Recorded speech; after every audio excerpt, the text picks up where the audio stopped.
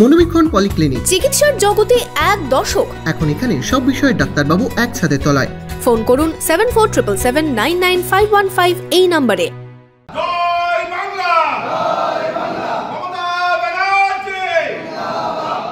Lok Sabha vote মিটতেই মুর্শিদাবাদে আবারও BJP শিবিরে ভাঙন ধরালো তৃণমূল। শামসেরগঞ্জে বিধায়কের হাত ধরে তৃণমূলে যোগ দিলেন নিমতিতা পঞ্চায়েতের বিজেপির এক সদস্য।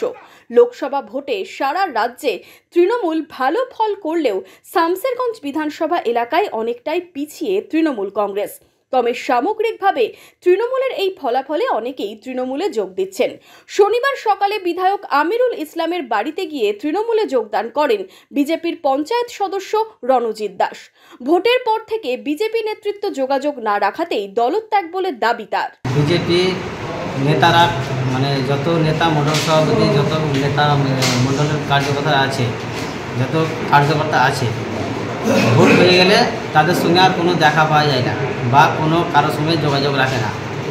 ভোট চলাকালীন সবাই আসে নেতারা, আর ভোট চলে গেলে কেউ বিজেপি নেতারা আসে না।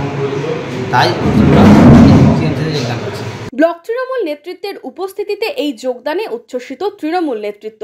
এদিন পঞ্চায়েত সদস্যের পাশাপাশি অনেক কর্মী সমর্থক তৃণমূলে যোগদান করেন। 236 নম্বর বুথের বিজেপির গ্রাম পঞ্চায়েত সদস্য রঞ্জিত দাসের নেতৃত্বে প্রায় 28 জন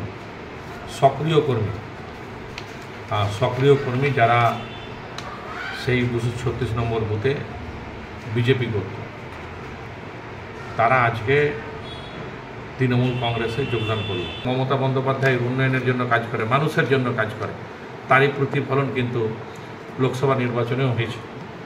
তাই আজকে তারা কিন্তু বিজেপি ছেড়ে এতজন কর্মকর্তা বিজেপির তারা কিন্তু তৃণমূল কংগ্রেসে যোগদান করলো। আমরা সকলকেই সাধুবাদ জানাচ্ছি এবং সাদরে গ্রহণ করছি। লোকসভা ভোটে ভরাডুবির পর অনেক জায়গাতেই বিজেপিতে ভাঙন দেখা দিচ্ছে। এবারও মুর্শিদাবাদে একই ছবি, যদিও এই যোগদান নিয়ে বিজেপির কোনো প্রতিক্রিয়া পাওয়া যায়নি।